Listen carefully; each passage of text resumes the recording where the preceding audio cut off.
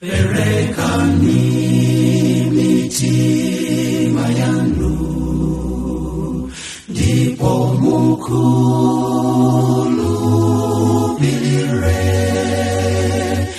adzatsogolera nonsenu opandanso matakadzo.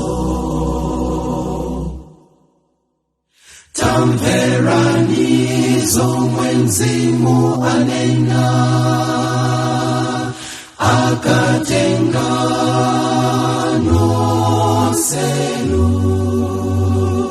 amatipatsa chigonjetso tikondwelera mwa Yesu.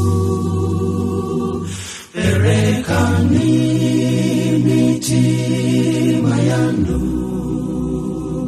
ndipo mukhulupirire adzatsogolera nonsenu opandanso matakadzo. Kodi simukudziwa kuti ndinu kachisi wa Mulungu, ndikuti Mzimu wake agona mwa inu, ndipo ali opatulika.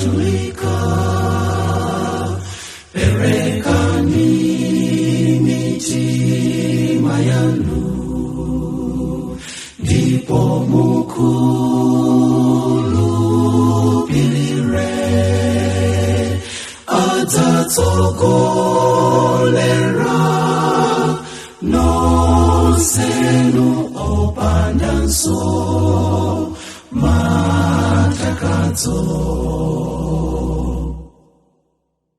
Ana anu adzanenera, anyamata naona masomphenya, akulu adzalota maloto, ndikadzatsanulira Mzimu wanga.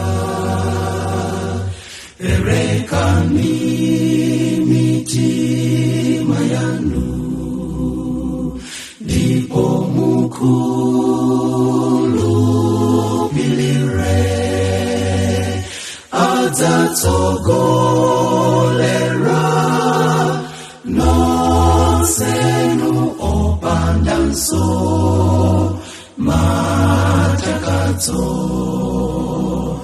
Opandanso matakadzo, opandanso matakadzo.